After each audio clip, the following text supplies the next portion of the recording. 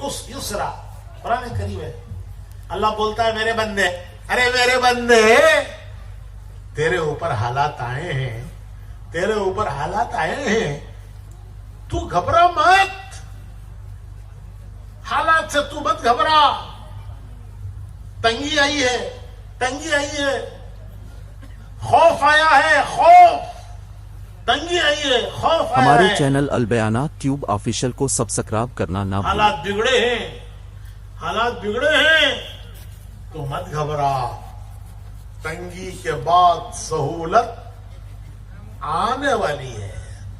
फ़इन्न मअल उसरी युसरा, दोबारा बोलता है अल्लाह।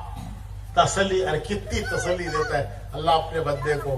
फ़इन्न मअल उसरी, तंगी के बाद सहूलत आने वाली, आने वाली, आने वाली है, आने वाली है। जैसे बाप बच्चे को कहता है मत घबरा, मैं हूं तेरे साथ, तो अल्लाह कहता है मेरे बंदे तू क्यों घबराता है, मैं तेरे साथ हूं।